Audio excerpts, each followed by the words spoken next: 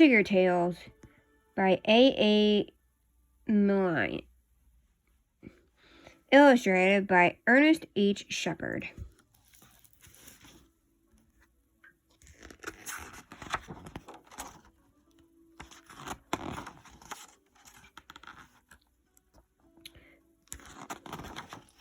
Tigger comes to the forest and has breakfast. Winnie the Pooh woke up suddenly in the middle of the night and listened. Then he got out of bed and lit his candle and stumped across the room to see if anybody was trying to get in to his honey cupboard, and they weren't. So he stumped back again, blew out his candle, and got into bed. Then he heard the noise again. "Is that you, Piglet?" he said. But it wasn't. "Come in, Christopher Robin," he said, but Christopher Robin didn't come in. "Tell me about it tomorrow, Eeyore," said Pooh sleepily. But the noise went on. "Whoa, whoa, whoa, whoa, whoa, whoa," what said whatever it was, and Pooh found that he wasn't asleep after all. What can it be, he thought.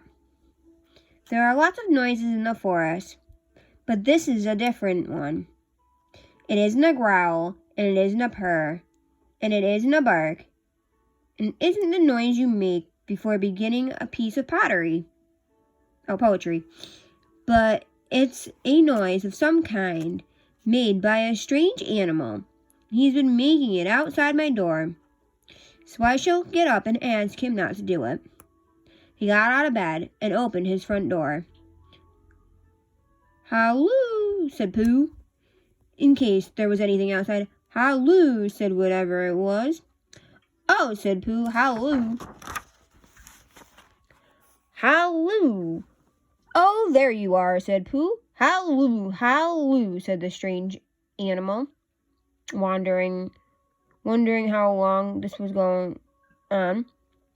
Pooh was just going to say halloo for the fourth time when he thought that he wouldn't, so he said, "Who is it?" he insisted. "Me," said a voice. "Oh," said Pooh.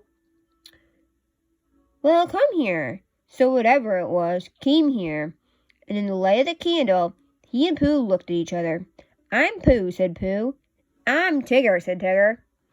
"Oh," said Pooh, for he had never seen an animal like this before. "Does Christopher Robin know about you?" "Of course he does," said Tigger. "Well," said Pooh, "it's the middle of the night, which is a good time for going to sleep. And tomorrow morning we'll have some honey for breakfast. Do Tiggers like honey?" "They like everything," said Tigger cheerfully. "Then, if they like going to sleep on the floor, I'll go back to bed," said Pooh, "and we'll do things in the morning." "Good night," he said. "Oh, good night." And he got back into bed and went fast asleep. When he awoke in the morning, the first thing he saw was Tigger, sitting in front of the glass and looking at himself. "Halloo," said Pooh. "Halloo," said Tigger. "I found somebody just like me. I thought I was the only one of them." Pooh got out of bed and began to explain what a looking glass was. But just as he was getting to the interesting part, Tigger said, "Excuse me a moment, but there's something climbing up your table." And with one loud he jumped at the end of the tablecloth, pulled it to the ground, wrapped himself up in it 3 times, rolled to the other end of the room, and after a terrible struggle, got its head into the daylight again, and said cheerfully, "Have I won?" "That's my tablecloth," said Pooh, as he began to unwind Tigger. "I wonder what it was," said Tigger. "It goes on the table, and you put things on it." "Then why did it try to bite me when I wasn't looking?" "I don't think it did," said Pooh. It tried, said Tigger, but I was too quick for it. Pooh put the tablecloth back on the table and put a large honey pot on the cloth, and they sat down to breakfast. As soon as they sat down, Tigger took a large mouthful of honey. He looked up at the ceiling with his head on one side and made exploring noises with his tongue and considering noises and what have we got here noises. Then he said, in a very decided voice, Tiggers don't like honey. Oh, said Pooh, and tried to make it sound sad and regretful. I thought they liked everything. Everything except honey, said Tigger. Pooh felt rather pleased about this, and said that as soon as he had finished his own breakfast, he would take Tigger around to see Piglet's house, and Tigger could try some of Piglet's acorns. Thank you, said Pooh. Oh, thank you, Pooh, said Tigger, because acorn is really what Tiggers like best. So, after breakfast, they went around to see Piglet. And Pooh explained, as they went, that Piglet was a very small animal who didn't like bouncing, and asked Tigger not to be too bouncy just at first. And Tigger, who had been hiding behind trees and jumping out on Pooh's shadows when it wasn't looking, said that Tiggers were only bouncy before breakfast, and that as soon as they had had a few acorns, they became quiet and refined. So by and by, they knocked at the door of Piglet's house. Hello, Pooh, said Piglet. Hello, Piglet. This is Tigger.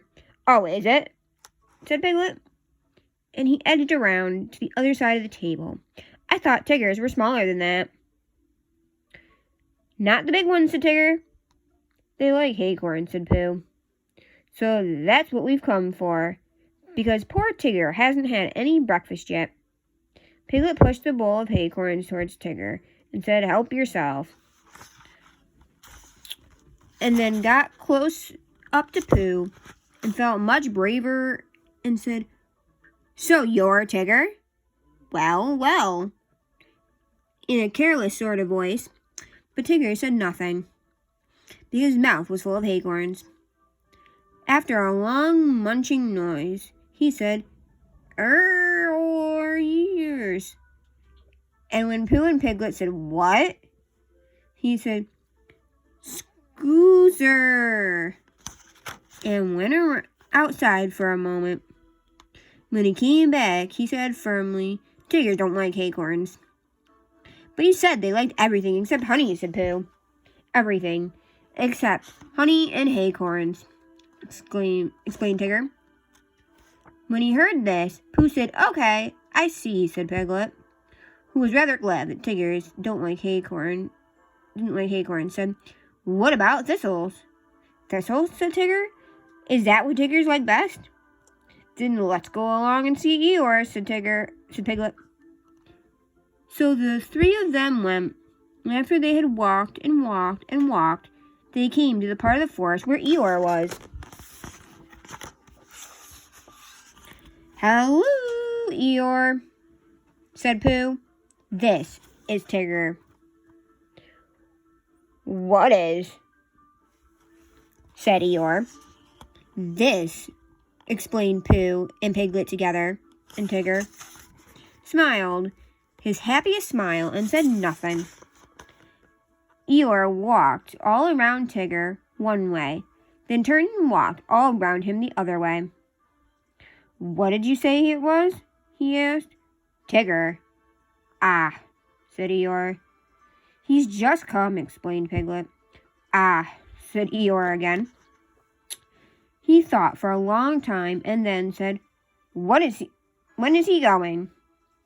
Pooh explained to Eeyore that Tigger was a great friend of Christopher Robin's, who had come to stay in the forest.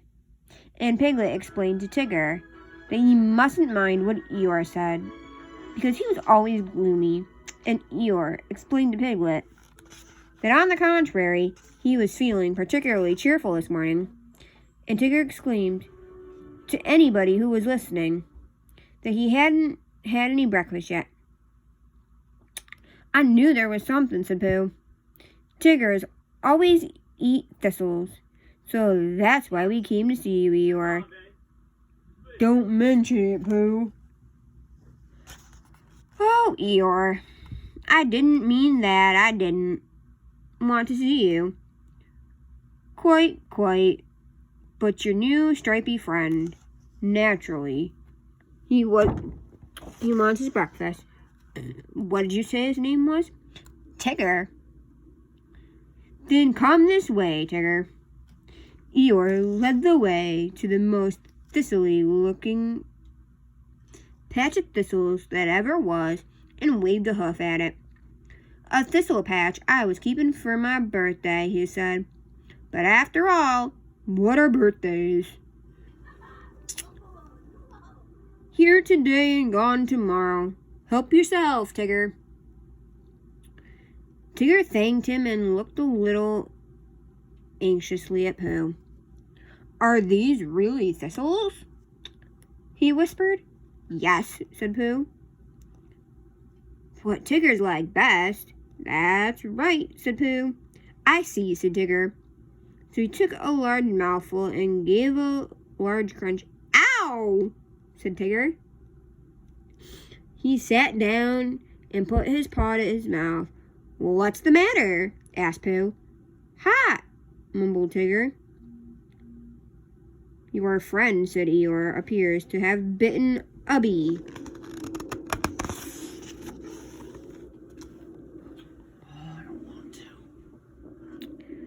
Pooh's friend stopped shaking his head to get prickles out and explained that Tiggers don't like thistles. Then why bend a perfectly good one? Asked Eeyore. But you said, began Pooh, you said that Tiggers like everything except honey and acorns. And thistles, said Tigger, who was now running around in circles with his tongue hanging out. Pooh looked at him sadly. What are we going to do? He asked Piglet. Piglet knew the answer to that, and he said, at once, they must go and see Christopher Robin. You'll find him with Kanga, said Eeyore. He came close to Pooh and said in a loud whisper, could you ask your friend to do his exercise somewhere else? I shall be having lunch directly and don't want it bouncing on just before I begin. A trifling matter and fussy of me, but we all have our little ways. Pooh nodded solemnly and called to Tigger, come along and we will go and see Kanga. She's sure to have lots of breakfast for you. Tigger finished his circle and came up to Pooh and Piglet. Ha! He exclaimed with a large, unfriendly smile. Come on! And he rushed off. Pooh and Piglet walked slowly after him, and as they walked, Piglet said nothing, because he couldn't think of anything, and Pooh said nothing, because he couldn't think of a poem. Because he was thinking of a poem. And when he thought of it, it began, what shall we do, poor Tigger? If he never ate nothing, he'll never get bigger. He doesn't like honey and acorns and thistles because of the taste and because of the bristles. And all the good things which an animal likes have the wrong sort of swallow or too many spikes. He's quite big enough anyhow, said Piglet. He isn't really very big. Well, he seems so. Pooh was thoughtful when he heard this and murmured to himself, but whatever his weight is in pounds, shillings, and ounces, he's always seemed bigger because of his bounces. And that's the whole poem, he said. Do you like it, Piglet? All except the shillings, said Piglet. I don't think they ought to be there. They wanted to come in after the pounds, explained Pooh. So I let them. It is the best way to write poetry, letting things come. Oh, I didn't know, said Piglet. Tigger had been bouncing in front of them all this time, turning around every now and then to ask, "Is this the way?" And now, at last, they came in sight of Kanga's house, and there was Christopher Robin. Tigger rushed up to him. "Oh, there you are, Tigger," said Christopher Robin. "I knew you'd be somewhere." "I've been finding things in the forest," said Tigger importantly. "I found a Pooh and a Piglet and an Eeyore, but I can't find any breakfast."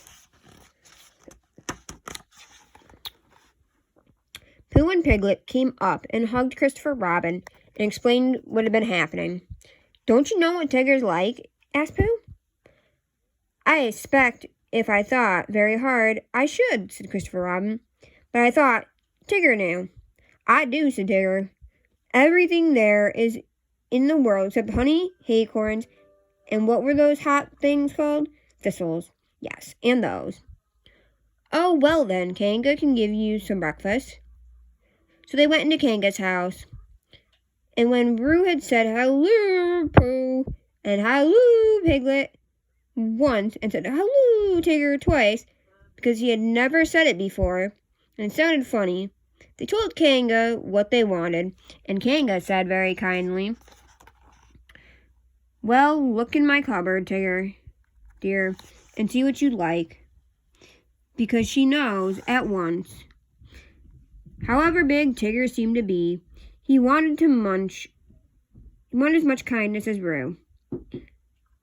"Shall I look too?" said Pooh, who was beginning to feel a little 11 o'clock-ish. And he found a small tin of condensed milk, and something seemed to tell him that Tiggers didn't like this. So he looked into a corner by itself and went with it to see that nobody interrupted it. But the more Tigger put his nose into this and his paws into that, and the more things he found which Tiggers did not like. And when he had found everything in the cupboard and couldn't eat any of it, he said to Kanga, "What happens now?" But Kanga and Christopher Robin and Piglet were all standing around Roo, watching him have his extract of malt, and Roo was saying, "Must I?" And Kanga was saying, "Now, Roo, dear, you remember what you promised." "What is it?" whispered Tigger to Piglet. "His strengthening medicine," said Piglet. "He hates it."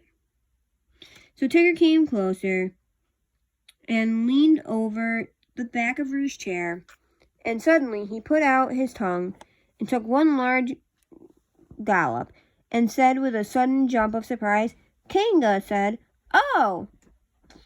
and then clutched at his spoon again just as it was disappearing, and pulled it safely back out of Tigger's mouth. But the extract of malt had gone. "Tigger, dear," said Kanga, "he's taken my medicine. He's taken my medicine. He's taken my medicine," sang Roo happily, thinking it was a tremendous joke.